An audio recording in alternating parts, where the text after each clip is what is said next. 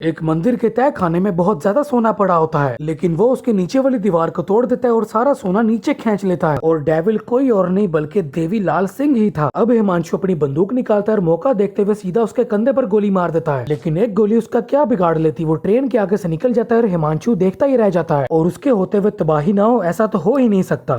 Movie के start में हम एक लड़की को देखते हैं जिसको उसके घर वाले इसरार करते हैं कि वो शादी करने के लिए एक लड़के से जाकर मिले। वो उस लड़के से एक ट्रेन में मिलती है। उस लड़के का नाम हिमांशु होता है और लड़की का नाम शाइना होता है। शाइना उससे सही से बात नहीं करती, जिस पर वो उससे पूछता है कि कौन है वो आदमी, जिस पर वो उसकी बात का सही से जवाब नहीं देती। और हिमांशु उससे कहता है, मैं एक पुलिस वाला हूँ और मेरी गंदी आदत है कि मैं झूठ आसानी से पकड़ लेता हूँ। और फिर वो कहती है कि वो मेरी जिंदगी की सबसे बड़ी ट्रेजेडी है, उसका नाम देवी है। जिसके बाद स्टोरी कुछ साल पीछे चली जाती है, जहाँ पर एक रिक्शा के पीछे कुछ गाड़ियां लगी होती हैं और उसके सामने कुछ लोग हाथों में तलवार पकड़े खड़े होते हैं, जिस पर वो रिक्शे वाला रिक्शे को पुल के ऊपर से छलांग लगवा देता है। और झटका लगने की वजह से शाइना उस ड्राइवर के कंधे पर गिर जाती है। ड्राइवर देवी होता है और वो एक एमएलए की बेटी को भगाकर शादी करवा रहा होता है। और इस तरह होती है सलमान खान की धमाकेदार एंट्री। दोस्तों, इस मूवी का नाम है किक, जो कि 2014 में आई है और सलमान खान का रोल इस फिल्म में देवी लाल सिंह का है। दोस्तों, वीडियो को लाइक जरूर करना और चैनल को सब्सक्राइब करके बेल आइकन जरूर दबाना, ताकि आपको हमारी अगली आने वाली वीडियोस की नोटिफिकेशन मिल सके। गुजारिश है कि धीरज रखिएगा, आगे मूवी और रोमांचक होने वाली है। शाइना एक साइकियाट्रिस्ट होती है और वो कहती है कि मुझे नहीं लगता कि इसको साइकियाट्रिस्ट का मतलब भी पता होगा, जिस पर देवी हंसने लगता है और वो पीछे मुड़कर उसे साइकियाट्रिस्ट की पूरी डेफिनेशन सुना देता है। उसी वक्त कुछ गुंडे तलवारें लेकर उनकी तरफ भागते हुए आते हैं। एक तो उस पर हमला भी करता है, लेकिन वो बच जाता है, पर उसके दोस्त की आधी मूंछ कट जाती है। उनको भगाते हुए वो एक जगह पर रोकता है क्योंकि उसे सुसु आ जाता है, लेकिन उनको सुसु का कहकर वो पीछे जाकर उस लड़की की माँ को कॉल करता है और कहता है कि आप लोग जल्दी आ जाओ वरना वो शादी कर लेंगे। तभी उसके पास एक झुमकी नाम की छोटी बच्ची आती है, जिसको इस बारे में पता चल जाता है और वो उससे इस बारे में ना बताने के पैसे लेकर जाती है। जब वो दोबारा रिक्शा भगाकर मंदिर जा रहा होता है, तब उन पर दोबारा हमला होता है। इस दफा जिग्नेश जगह बदल के बैठा था, लेकिन फिर भी उसकी दूसरी भी आधी मूंछ कट जाती है। बाइक चलाते हुए वो शीशे में शाइना को देखने लगता है क्योंकि वो थी ही बहुत खूबसूरत, और इस चक्कर में वो अपने सामने एक आदमी को टक्कर मार देता है। खैर, वो मंदिर तो पहुंच जाते हैं, लेकिन देवी उनसे कहता है कि मंगलसूत्र गाड़ी में रह गया है, मैं लेकर आ रहा हूँ। लेकिन बाहर जाके वो एमएलए को बता देता है कि उनकी बेटी मंदिर में है और मंगलसूत्र वो उसके गले में होता है। अब उस लड़की की माँ अपनी फौज के साथ मंदिर में पहुंच जाती है और देवी पीछे से अपने दोस्त की तरफ मंगलसूत्र फेंकता है और वो उसे उसके गले में बांध देता है और उनकी शादी हो जाती है। जब देवी एमएलए के सामने आकर खड़ा होता है तो वो उससे कहती है, तूने ही हमें यहाँ बुलाया और शादी भी तूने ही करवाई। और जब जिग्नेश उससे इस बारे में पूछता है तो वो कहता है कि मैंने ये किक के लिए किया। दोस्तों, ऐसी चीज जिसे करने से मस्ती, एक्साइटमेंट और थ्रिल मिले, उसको देवी किक कहता है। जाहिर है उसने किक के चक्कर में सबको खतरे में डाल दिया था, लेकिन वो उससे कहते हैं कि मैं नहीं जानती कि तुमने क्या किया, लेकिन मैं खुश हूँ क्योंकि मेरी सारी इच्छाएं पूरी हो गई। मेरी पसंद की शादी भी होगी, तुम मेरी माँ को भी शादी में ले आए। वो एमएलए देवी से कहते हैं कि तुझे एक दिन मेरे पैरों पे गिर के माफी मांगनी पड़ेगी, लेकिन वो उल्टा उनका भी मजाक बनाता है। और जब वो वहाँ से जाने लगता है तो उसका गुंडा उससे कहता है कि हम तेरी हालत खराब कर देंगे, तू एक है और हम इतने। लेकिन देवी उसके मुंह पे इतना जोर से थप्पड़ मारता है कि उसके सारे गुंडे गायब हो जाते हैं। ये देखकर वो सब हैरान रह जाते हैं और देवी वहाँ से पूरे स्टाइल में जाता है। अब ये सब होने के बाद वो दोनों बहुत हैरान होती हैं और वो जिग्नेश से उसके बारे में पूछती हैं और वो कहता है कि ये साला पैदा ही उल्टा हुआ था, लोग रोते हुए पैदा होते हैं, ये लेडी डॉक्टर को हंसते हुए आंख मार रहा था। जब बच्चों के मुंह में दूध की बोतलें होती थी, इसकी टांगों के बीच में टावल होता था, 12 फीट की ऊंचाई से स्विमिंग पूल में छलांग मारता था, वो एक ही वक्त में दोनों हाथों से गेम खेलते हुए उन्हें हरा देता था और लैपटॉप उल्टा रख के भी वो बिल्कुल सीधा टाइप करता था। हिमांशु को इतनी ही कहानी सुनकर दिलचस्पी होने लगती है। शादी करवा देने के बाद देवी शाइना को इतनी कॉल्स करता है कि वो उसका नाम हेडेक यानी कि सरदर्द रख देती है। झुमकी को दोबारा इस बारे में पता चल जाता है और देवी किसी को ना बताने के लिए उसे पैसे दे देता है और फिर उसके माँ बाप उसे वहाँ से आकर ले जाते हैं। अब क्योंकि शाइना उसका फोन नहीं उठाती तो वो सीधा उसके पास चला जाता है। वहाँ पर वो देखता है कि पीछे बैठी लड़कियों को कुछ लड़के छेड़ रहे हैं और वहाँ पर बैठे लोग कुछ भी नहीं कर रहे। खैर, शाइना उसे पूरा इग्नोर मारती है और जाते हुए उससे कहती है कि प्यार और तुमसे, जिस पर वो उससे कहता है कि जब होगा तब ये सब होगा, लेकिन कुछ दिखाई नहीं देगा, सिर्फ मैं, मेरी बातें और मेरी यादें रहेंगी। और उसके जाने के बाद उसे किक ढूंढने का मन करता है। वो वापस रेस्टोरेंट में जाता है और वहाँ पर बैठे शरीफ लोगों को मारने लगता है और कहता है कि ये कमीने लड़कियों को छेड़ रहे हैं और आप लोग देख रहे हैं। वो वहाँ पर बैठे बॉडी बिल्डर्स और क्रिकेटर्स की भी बेइज्जती करता है, जिस पर उसके पास उन कमीनों का सरदार आता है और देवी उससे कहता है, मुझे आपसे कोई प्रॉब्लम नहीं है, मुझे प्रॉब्लम है अच्छे लोगों से। जब तक आप इनकी माँ बहनों के साथ ऐसी गंदी हरकतें नहीं करेंगे, इनकी जलेगी नहीं। जिस पर वो देवी से कहता है कि लगता है तुझे बहुत चर्बी चढ़ गई है। जिसके बाद देवी पहले उसको और फिर उसके पंटरों को मारता है और और साथ ही साथ लोगों का मनोरंजन भी कर देता है। और फिर सबसे बड़ा कमीना देवी को मारने के लिए अलग से आता है, लेकिन देवी उसको दोबारा से पछाड़ देता है और उन सब की धुलाई करने के बाद वहाँ पुलिस आती है और हमेशा की तरह गलत आदमी को पकड़ के ले जाती है। रेस्टोरेंट में देवी के इस कारनामे की वीडियो बनाकर किसी ने इंटरनेट पर डाल दी थी, जिसे देखकर शाइना थोड़ा इम्प्रेस होती है। जिसके बाद शाइना देवी को छुड़वाने के लिए पुलिस स्टेशन जाती है। उसे शाइना के आने की बहुत खुशी होती है, लेकिन जब इंस्पेक्टर कहता है कि तुम्हारी बेल के लिए तुम्हारे पापा को बुलाना पड़ेगा, तो वो डर जाता है और कहता है कि उनको मत बुलाना है, वो मेरे भी बाप हैं। जिसके बाद वहाँ पर एक आदमी की हैवी बाइक जैसी एंट्री होती है, लेकिन आता वो साइकिल पर ही है। ये है देवी का बाप। वो इंस्पेक्टर से कहता है कि जितने भी चार्जेस है इस पे सब लगा दो, 10 साल के लिए अंदर कर दो, और अगर ये भी कम लगे तो एनकाउंटर में ठोक दो, मुझे भी छुटकारा मिल जाएगा। जिसके बाद वो देवी की वहीं पर पिटाई शुरू कर देते हैं और वो दोनों बाप बेटे इंस्पेक्टर को घेर लेते हैं। उसके पापा इंस्पेक्टर की गन निकाल लेते हैं और इस चक्कर में इंस्पेक्टर की पतलून नीचे गिर जाती है। उसके पापा वहाँ पर गोली चला देते हैं, जिस पर वहाँ पर ऐसी अफरा तफरी मचती है कि पूरे पुलिस स्टेशन का ही बेड़ा गर्क हो जाता है। दोस्तों, ये कुछ और नहीं बल्कि पुलिस से बच निकलने की उन दोनों बाप बेटों की चाल थी। वो दोनों बाप बेटे दारू के अड्डे पर दारू पीते हुए शुगल मेला लगाते हैं और उसके पापा को देखकर तो शाइना दंग रह जाती है। वो देवी से उसके बारे में सवाल करती है, लेकिन वो उसका भी इंजॉय करता है। देवी उसे एक पेपर देता है और कहता है कि इसे मत खोलना, तुम सब समझ जाओगी। जिसके बाद उसके पापा दारू की ट्रे लेकर आते हैं और वो दोनों नशे में धुत होकर वहीं पर बेहोश हो जाते हैं। जिस पर शाइना वो कागज खोलती है जिसमें लिखा होता है कि अगर हम दोनों बेहोश हो जाएं तो हमें नीचे लिखे हुए पते पर पहुंचा देना। ये है देवी की माँ, और ये इसलिए इतनी चौंकी हुई हैं क्योंकि उनको लगता है कि उनके हस्बैंड और उनका बेटा मर चुके हैं, लेकिन शाइना उन्हें बताती है कि वो बेहोश हुए हैं। जब वो उसकी माँ को दारू डालते हुए देखती है तो वो और ज्यादा हैरान हो जाती है, लेकिन वो अपने बेटे को पहले दारू सुंघाती है और फिर उसे दूध पिला देती है। मतलब कि देवी की माँ भी उन दोनों से कम नहीं थी। शाइना थोड़ी देर के लिए पीछे जाती है और वहाँ की दीवार पर वो देवी की बहुत ज्यादा डिग्रीज देखती है। उसकी माँ बताती है कि मेरे बेटे ने बहुत जॉब्स की लेकिन छोड़ दी, कहता था किक नहीं मिली। वो जब शाइना को देखती है तो उसे उसके अंदर अपनी बहू नजर आती है। वो खुश हो जाती है और कहती है कि तू मेरे बेटे के लिए इसलिए परफेक्ट है क्योंकि तू उसकी बात मान भी लेगी और अपनी बात मनवा भी लेगी। वो उसे गले लगा लेती है, मानो जैसे उसने उसे अपनी बहू ही मान लिया हो। वहाँ से वापस जाते हुए उसके साथ वैसा ही होता है। उसके आसपास सब कुछ होता है लेकिन उसे कोई दिखाई नहीं देता। मतलब समझ रहे हो, शाइना जी भाई के प्यार में गिर चुकी हैं। जिसके बाद हमारे सलमान भाई का हैंगओवर गाना शुरू होता है। शाइना उसके परिवार से मिलने लगी थी और वो एक दिन देखती है कि देवी किसी और लड़की को गले लगाए खड़ा है, लेकिन वो कुछ और नहीं बल्कि उसी का कंप्यूटराइज्ड वर्जन होता है। शाइना देवी को अपने बाप से मिलवाने वाली थी, लेकिन वो बिल्कुल भी मिलना नहीं चाहता था क्योंकि देवी कोई काम धंधा ही नहीं करता था। अब देवी शाइना के पापा से मिलता है और उससे हाथ मिलाने से पहले उनके हाथ कांपने लगते हैं। उन दोनों में कुछ बातें होती हैं, जिसके बाद उसके पापा कहते हैं कि आइए हम आपको अपना घर दिखा दे क्योंकि शादी के बाद तो आप हमारे पास ही रहने वाले हैं। जिस पर देवी का खून गर्म हो जाता है क्योंकि वो घर जुमाई बनाने वाली बात कर रहे थे। देवी वहाँ से जाने लगता है कि शाइना उसे रोक कर कहती है कि आखिर वो हैं तो मेरे पापा ना, इंसान की पहचान उसके काम से होती है और तुम्हारे लायक कोई तो काम होगा। जिस पर देवी कहता है कि फिक्र मत करो, मेरे लिए काम मिलना काम छोड़ने से ज्यादा आसान है। वो अगले ही दिन एक केमिकल लैब में काम शुरू कर देता है क्योंकि वहाँ पर उसे अलग अलग एक्सपेरिमेंट्स सीख देते थे। जिसके बाद उन दोनों में दूरियां कम होने लगी थी। वो दोनों आपस में उल्टी सीधी हरकतें करने लगे थे। वो उसका रिक्शा चलाने लगी थी और उसके साथ क्लब में जाकर डांस भी करने लगी थी। नौबत ये आ गई थी कि देवी उसे गिफ्ट दे रहा था और शाइना उसे गिफ्ट दे रही थी, लेकिन कुछ ही समय बाद वो नौकरी छोड़ देता है और शाइना से कहता है कि मेरी जिंदगी झंड हो गई थी। जिस पर शाइना को गुस्सा आता है और वो उसे बातें सुनाते हुए घर जुमाई बनने का ताना दे देती है। जाहिर है अब बात उसकी सेल्फ रिस्पेक्ट पर आ गई थी। वो कहता है कि तुम बाप बेटी जो चाहते हो मैं वैसा बिल्कुल भी नहीं बन सकता, तुमने अपनी मुस्कुराहट खो दी है, मैं तुम्हें ऐसे नहीं देख सकता। शाइना उसे रुकने का कहती है, लेकिन वो कहता है कि मैं तुम्हारे साथ बूढ़ा होना चाहता हूँ, तुम्हारी वजह से नहीं। और जाते हुए वो कहता है कि अगर सेटल होना पैसा कमाना है तो आज से मेरी नई किक पैसा कमाना है। और फिर वो जज्बाती होकर वहाँ से चला जाता है। शाइना हिमांशु को बताती है कि उसके बाद से 1 साल हो गया, उसने ना मुझे मिलने की कोशिश की ना ही कॉल किया। उन दोनों का स्टेशन आ जाता है और फिर हिमांशु उसे बताता है कि मेरी जिंदगी में भी कोई है लेकिन मुझे उससे नफरत है। अपनी उम्र से ज्यादा केसेस सॉल्व किए हैं मैंने जहाँ भी ड्यूटी ज्वाइन की वहाँ से क्राइम साफ कर दिया। मेरी वर्दी पे कई मेडल्स लगे लेकिन सिर्फ एक दाग लगा। 700 करोड़ से ज्यादा की चोरियां कर चुका है, नहीं जानता कौन है कहाँ है, बस उसका नाम पता है डेविल। अब डेविल की कहानी शुरू होती है और वो बाइक पे उड़ता हुआ बिल्डिंग के शीशे से बाहर आता है, काफी स्पीड से हेलीकॉप्टर में घुसता है, ब्रीफ केस उठाता है, उधर अपना साइन लगाता है और चोरी करके वहाँ से आराम से निकल जाता है। एक मंदिर के तय खाने में बहुत ज्यादा सोना पड़ा होता है, लेकिन वो उसके नीचे वाली दीवार को तोड़ देता है और सारा सोना नीचे खींच लेता है। और ऐसी ही वो अनगिनत चोरियां कर चुका था। और डेविल कोई और नहीं बल्कि देवी लाल सिंह ही था। जिसके बाद जे मैनू प्यार ना मिले ते मर जावा गाना शुरू होता है। मंत्री डेविल का केस हिमांशु को देता है। वो समझ चुका था कि डेविल त्योहारों के दिन चोरी करता है और वो उनके घर चोरी करता है जो कि न्यूज में आ रहे होते हैं। वो जानता था कि अगली चोरी वो कहाँ करने वाला है। अब आती है ईद। एक आदमी अपने बिस्तर में सोए हुए अपनी आंखें खोलता है तो उसे अपना नकली सर कटा हुआ नजर आता है। जब वो करवट लेकर दूसरी तरफ देखता है तो वो बहुत ज्यादा डर जाता है क्योंकि वहाँ डेविल होता है। जब वो उसे बेहोश करके उसका पैसा लूट के वहाँ से निकलता है, वहाँ कबूतर उड़ने लगते हैं और दूसरी तरफ हिमांशु अपनी पूरी टीम के साथ खड़ा होता है। लेकिन उन्हीं के दरमियान कुछ साइकिल वाले आ जाते हैं और डेविल साइकिल पर बैठकर ही वहाँ से भागने लगता है और उसके होते हुए तबाही ना हो ऐसा तो हो ही नहीं सकता। डेविल साइकिल पर था और हिमांशु बाइक पर था। वो साइकिल लेकर बिल्डिंग में घुस जाता है लेकिन उसे पैदल भागना पड़ता है। देवी एक बिल्डिंग से दूसरी बिल्डिंग की छत पर साइकिल की छलांगे लगवा रहा होता है और हिमांशु भी उसके पीछे पूरी जान से लगा होता है। और एक मौका तो ऐसा आता है कि नीचे से डेविल निकलता है और ऊपर से हिमांशु निकलता है। अब हिमांशु अपनी बंदूक निकालता है और मौका देखते हुए सीधा उसके कंधे पर गोली मार देता है, लेकिन एक गोली उसका क्या बिगाड़ लेती, वो ट्रेन के आगे से निकल जाता है और हिमांशु देखता ही रह जाता है। अब हिमांशु गुस्से में था और वो ये जानता था कि डेविल उसकी गोली का जवाब जरूर देगा। हिमांशु को कहीं से एक पार्सल आता है और जब वो उसे खोलता है जिसमें से एकदम से डेविल का मास्क निकलता है, जिसको देखकर उसके जूनियर्स डर जाते हैं। उस डब्बे में एक आदमी की तस्वीर होती है जिसके पीछे लिखा होता है, इस आदमी से मैं 50 करोड़ लूटने वाला हूँ, दम है तो रोक लो। वो उस आदमी को ढूंढना शुरू कर देते हैं और न्यूज पर भी उसकी तस्वीर चला देते हैं। जब वो उस आदमी को पकड़ते हैं तो वो कहता है कि 50 करोड़ और मेरे पास, मैं तो गरीब आदमी और मुझे तो सपने भी 1-2 हजार से ज्यादा के नहीं आते। एक ऑफिसर हिमांशु को उसके अकाउंट्स चेक करके बताता है कि इसके पास इतना पैसा नहीं है, जिस पर हिमांशु उसे वहाँ से जाने देता है, लेकिन वो अपने आदमियों से कहता है कि इस पर नजर रखो। वहाँ से निकलने के बाद वो बहुत ज्यादा घबरा जाता है। वो भागता हुआ जाकर 3 दरवाजे खोलकर एक कमरे में जाता है और उस कमरे में पड़ी जकूजी को उठाता है तो उसके नीचे सारा पैसा सही सलामत पड़ा होता है, लेकिन उसके पीछे डेविल खड़ा होता है। वो उसे बेहोश करके अपना काम पूरा कर देता है। जब पुलिस वाले आकर उसे जगाते हैं तो वो देखता है कि कुछ नोटों को छोड़कर सारा पैसा गायब हो चुका है। हिमांशु उसे थप्पड़ मार के पूछता है कि तूने पहले क्यों नहीं बताया। वो पैसा उसका नहीं था बल्कि उसके मालिक मिनिस्टर साहब का था। देवी उसे चिढ़ाने के लिए कॉल करता है और उसे कहता है, मुझे पता था कि पैसे प्यून के पास है, लेकिन ये नहीं पता था कि कहाँ है, इसलिए थैंक यू। उसने से थैंक यू क्यों बोला? क्योंकि अगर हिमांशु उसे अरेस्ट ना करता तो वो कभी भी जाकर अपने पैसे चेक ना करता, और अगर वो पैसा देखने के लिए कभी जकूजी ना उठाता तो देवी कभी चोरी ही नहीं कर पाता। जिस पर हिमांशु अफसोस करने लगता है और कहता है कि अगर चाहता तो गोली उस दिन कंधे पे नहीं सीधा दिल पे मारता। देवी उससे कहता है कि एक बात याद रखना, तू जहाँ पर भी हो मैं हमेशा तेरे से ऊपर रहूंगा, कि अगर मैं तुझे गले भी लगा लूं तब भी तू मुझे पहचान नहीं पाएगा। और उस वक्त वो उसके ऊपर वाले पुल पे खड़ा होता है और फोन काटने से पहले वो बार बार उसे लूजर कहता है। कहानी वहीं वापस आ जाती है और वो शायना को बताता है कि वो मुझे उस दिन ताना नहीं बल्कि इशारा दे रहा था। 2 दिन लगे मुझे और फिर पता चला कि लूजर का मतलब है LO737। ये उस फ्लाइट का नंबर है जिसमें वो पोलैंड में वार्सो में आया है। तभी उनके दरमियान देवी आता है और वो उनसे एक जगह का एड्रेस पूछता है। शायना उसे पता तो बता देती है, लेकिन वो हैरान रह जाती है क्योंकि देवी उससे ऐसे बात करता है जिस तरह वो उसे जानता ही नहीं था। और अब इस फिल्म की असली कहानी शुरू होती है। शायना की फैमिली वार्सो में रुकी होती है और जब वो हिमांशु से मिलते हैं तो वो बहुत उससे क्लोज हो जाते हैं। लेकिन शायना अपनी बहन को दुखी होकर बताती है कि आज मैंने उसे देखा, उसने मेरे से ऐसे बात की जिस तरह वो मुझे जानता ही नहीं था। उसे पता चलता है कि देवी हॉस्पिटल में है तो वो हॉस्पिटल जाती है और डॉक्टर उन्हें बताते हैं कि वो 7वें फ्लोर से गिरा था और सर में चोट लगने की वजह से उसकी याददाश्त चली गई है। जिस पर शायना डॉक्टर से उसे अपने घर ले जाने का कहती है, ये कहकर कि मेरे साथ रहकर उसकी याददाश्त वापस आ सकती है। जब वो उसे देखने जाती है तो उसे उसके बारे में भी कुछ नहीं पता होता। लेकिन जानते हो क्या, जब शायना बाहर अपना पेपर वर्क कर रही होती है तब देवी अंदर डॉक्टर से कॉल करके कहता है, आपकी नकली रिपोर्ट ने काम कर दिया, शायना के घर एंट्री मिल गई है। अब शायना के पापा देवी से दोबारा मिलते हैं और वो तो खुश होकर हंसने लगते हैं जब उन्हें पता चलता है कि उसकी याददाश्त जा चुकी है। जब वो शायना से पूछते हैं कि तुम उसे यहाँ क्यों लाई हो तो वो कहती है, मेरी रातों की नींदें उड़ गई और उससे कोई फर्क भी नहीं पड़ा। जिस दिन उसकी याददाश्त वापस आ गई उस दिन उसके सामने शादी करूंगी। उसी घर में देवी हिमांशु से मिलता है और वो उसे गले भी लगाता है, लेकिन वो उसे पहचानता ही नहीं। और देवी ने उससे पहले कहा था कि मैं तुझे गले भी लगा लूंगा तब भी तू मुझे पहचान नहीं पाएगा। डेविल को पकड़ने के लिए हिमांशु अंग्रेज पुलिस के साथ मिल गया था और अब एक आदमी की एंट्री होती है जिसका नाम होता है शिव गजरा। उसकी सांसें नहीं चल रही होती। जब डॉक्टर्स उसका इलाज करते हैं तो मशीन बता देती है कि वो मर चुका है। वो मंत्री जी का भतीजा था। वहीं डॉक्टर शिव का मुंह पकड़ के कहता है कि तू नहीं मर सकता, अगर तू मर गया तो डेविल अपना काम कैसे करेगा। लेकिन जैसे वो दूसरी तरफ घूमता है शिव उठ खड़ा होता है और उससे कहता है, मैं 15 मिनट तक अपनी सांस रोक सकता हूँ, मौत को छू के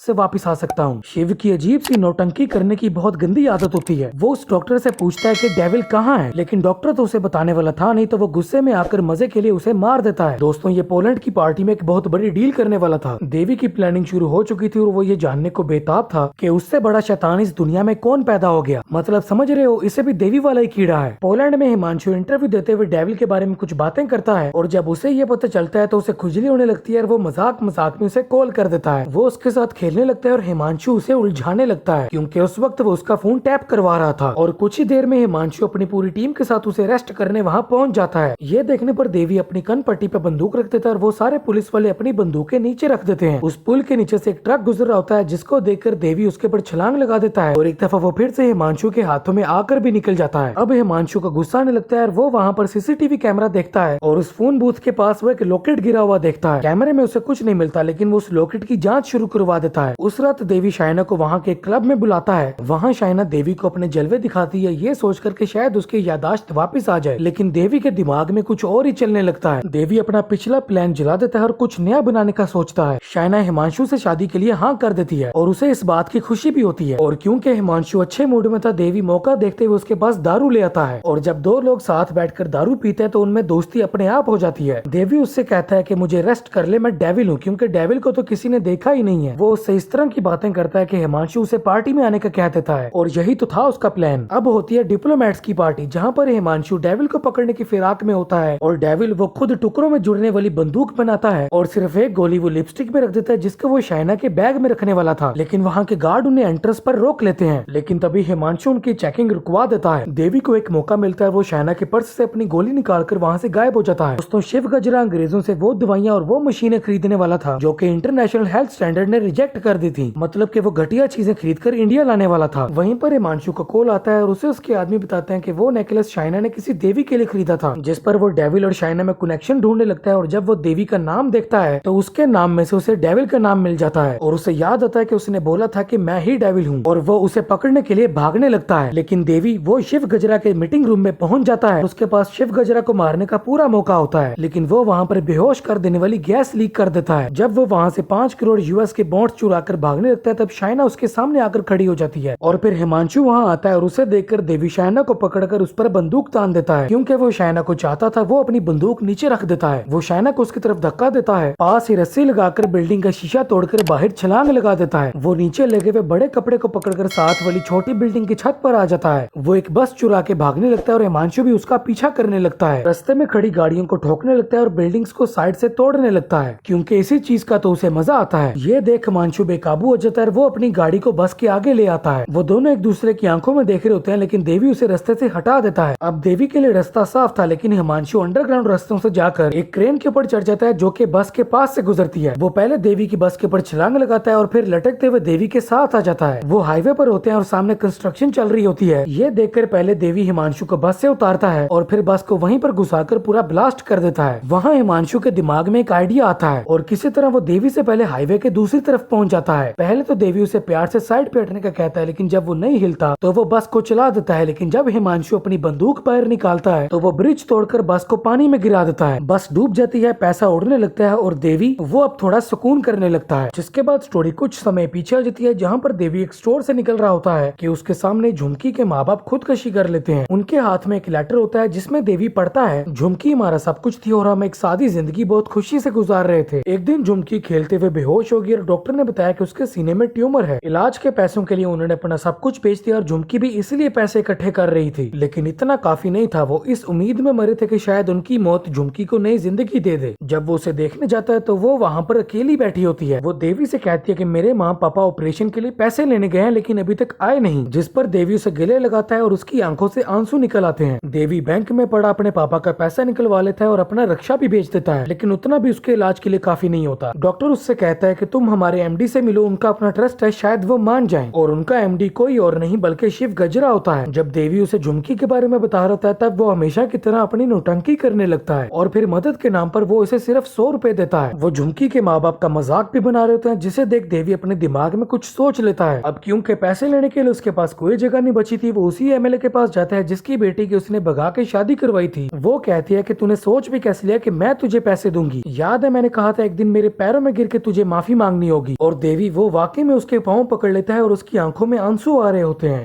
ये देखकर एमएलए उसे पैसा उधार दे देती है। अब होता है झुमकी का ऑपरेशन और ऑपरेशन होने के बाद जब देवी उसे मिलने आता है तो वो अपने चेहरे पर मासूमाना मुस्कुराहट के साथ उसे देख रही होती है। ये देखकर देवी बहुत ज्यादा खुश होता है और आकर उसका माथा चूम लेता है। जब देवी बाहर आता है तो कई डिसेबल्ड बच्चे उसके लिए तालियां बजा रहे होते हैं और खुशी मना रहे होते हैं। वो डॉक्टर उससे कहता है कि इतने तो आप यहाँ देख रहे हो, सोचो पूरे देश में कितने होंगे। वो डॉक्टर से इन सब बच्चों की लिस्ट मांगता है और जिग्नेश उसे साइड पर ले जाता है। वो कहता है कि एक बच्ची को बचाने के लिए अपनी जान निकल गई, तू इन सब के लिए क्या करने वाला है। जिस पर देवी कहता है कि जिस किक के लिए मैं पूरी जिंदगी भटक रहा था वो खुद मेरे पीछे आ रही है। और फिर वो वही 100 रुपए का नोट निकाल कर कहता है कि शुरुआत अब यहाँ से करनी है। देवी के पापा देवी से खुश थे क्योंकि उनके मुताबिक जब लड़ाई जिंदगी देने की है तो मौत उसे कैसे रोक सकती थी, और इसी वजह से डॉक्टर भी देवी का साथ दे रहा था। स्टोरी फिर वहीं वहीं वापस आ जाती है और देवी साहब क्लब के अंदर चिल मार रहे होते हैं। जब वो दारू के साथ मस्ती कर रहा होता है तब उसे हिमांशु नजर आता है और देवी तो देवी है, वो उसे चिढ़ाने के लिए उसकी शर्ट के पीछे लिखा हुआ लूजर दिखाता है। हिमांशु उससे कहता है कि अब ये चोर पुलिस का खेल खत्म, दोबारा जब भी चोरी करने की कोशिश की सीधा वहीं एनकाउंटर में ठोक दूंगा। जब वो जाने लगता है तो देवी उसे रोक के कहता है 14 नवंबर को मैं तुम सब के सामने से पार्टी फंड का 500 करोड़ रुपए चुराऊंगा। सवाल मेरे बच्चों की जिंदगी का है, उस दिन मुझे मार देना, वरना 15 नवंबर को मैं तुम्हारे सामने खड़ा हूँ और तुम कुछ भी नहीं कर पाओगे। अब आती है 14 नवंबर और पार्टी फंड का पैसा किसी और का नहीं बल्कि पीएम का था और उस पे उसके भतीजे शिव गजरा का कंट्रोल था। हिमांशु देवी पर नजर रखे हुए था। उसे देवी एक जगह पर सुकून से चलता हुआ नजर आ रहा था, लेकिन देवी वहाँ पहुँच चुका था और ये कैसे हुआ आगे पता चल जाएगा। उनको मारते हुए वो एक कमरे में आता है जहाँ पर उसे शिव गजरा एक स्क्रीन पर नजर आता है और वो हमेशा की तरह अपनी नौटंकी कर रहा होता है, लेकिन वो उसके गुंडों को मारना जारी रखता है। लेकिन कुछ ही देर बाद उल्टा वो उनसे मार खाने लगता है। वो उसे ऊपर से नीचे गिराकर बेहोश कर देते हैं। चोरी हिमांशु के पास आ जाती है। जब वो देवी के सामने जाकर खड़ा होता है तो देवी उसके अंदर से गुजर जाता है। दोस्तों वो देवी नहीं था बल्कि एक रोशनी थी जो कि देवी की ही बनाई हुई थी। देवी को जमीन पर लेटा हुआ देखकर शिव को लगता है कि वो मर चुका है, जिस पर उसे बहुत संतुष्टि मिलती है। लेकिन कुछ ही पल बाद देवी उसके सामने खड़ा हो जाता है। वो कहता है कि अगर तू 15 मिनट तक सांस रोक सकता है तो सोच मैं कितनी देर तक रोक सकता हूँ। जब वो उसे मास्क के बगैर देखता है तो उसे पोलैंड वाली चोरी याद आ जाती है। देवी उसे वही 100 का नोट दिखाता है जिस पर वो अपने गुंडों को उसे मारने का कहता है। वो उसके 2 गुंडों की पसलियां तोड़ देता है और एक गुंडे की तो गर्दन ही तोड़ देता है। ये देखकर वो उससे माफी मांगते हुए गिड़गिड़ाते हुए कहता है कि आप जैसा कहेंगे हम वैसा ही करेंगे। लेकिन ये उसकी चाल थी, वो उसकी टांग पर चाकू मार देता है। लेकिन देवी तो देवी है, वो उसे उठाकर पीछे बिजली के सिस्टम में फेंक देता है और वो उसके अंदर बिजली के झटकों से तड़प तड़प कर मर जाता है। वो सारा पैसा एक वैन में डालता है और अपने पापा से कहता है कि आप इस वैन को दूसरे रास्ते से लेकर जाओ, मैं जरा पुलिस वालों को घुमा कर आता हूँ। लेकिन उसके पापा कहते हैं मुझे भी पता है कि वहाँ से वापसी का रास्ता कोई नहीं है, लेकिन मौत ऊपर वाले के हाथ में है। वो बाहर निकलकर हथियारों से लदे हुए पुलिस वालों की साइड से भागने लगता है, जिस पर वो सारे उसके ऊपर बंदूक तान देते हैं। हिमांशु उसकी कमर पर गोली चलाने लगता है कि उसके सामने एकदम से बहुत ज्यादा बच्चे आ जाते हैं, जिस पर वो चिल्लाते हुए गोली ना चलाने का ऑर्डर देता है। एक औरत हिमांशु को बताती है कि आज 14 नवंबर चिल्ड्रंस डे है और ये बच्चे उस इंसान के लिए दुआ मांगने जा रहे हैं जिसने कई गरीब और बेसहारा बच्चों को नई जिंदगी दी है। वो सब बच्चे देवी से हाथ मिला रहे होते हैं और उनके जाने के बाद देवी अपना मास्क हवा में उड़ा देता है, क्योंकि अब उसका मकसद पूरा हो चुका था और हिमांशु चाह कर भी कुछ नहीं कर सकता था। अब आती है 15 नवंबर और मंत्री हिमांशु को जलील कर रहा होता है। वो कहते हैं कि मुझे वो ऑफिसर चाहिए जो कि डेविल की तरह सोचता हो। और फिर एंट्री होती है पुलिस की वर्दी में देवी की। उसे देखकर हिमांशु चौंक जाता है और देवी उससे कहता है मैंने कहा था कि 14 नवंबर को मुझे मार देना, वरना 15 नवंबर को मैं तुम्हारे सामने खड़ा हूँ और तुम कुछ भी नहीं कर पाओगे। वो उससे कहता है कि साले तू नौकरी भी ले गया और छोकरी भी। और फिर देवीलाल सिंह हमसे कहता है कि मेरे बारे में कभी इतना मत सोचना, क्योंकि मैं दिल में आता हूँ समझ में नहीं। और इस तरह मूवी का बहुत कमाल का एंड होता है। मुझे तो ये मूवी बहुत अच्छी लगी, आपको कैसी लगी कमेंट सेक्शन में जरूर बताना। दोस्तों वीडियो को लाइक जरूर करना और चैनल को सब्सक्राइब करके बेल आइकन जरूर दबाना। और अगर आपने इस तरह की और वीडियोस देखनी है तो लेफ्ट या राइट जो सी मर्जी वीडियो को क्लिक कर लो।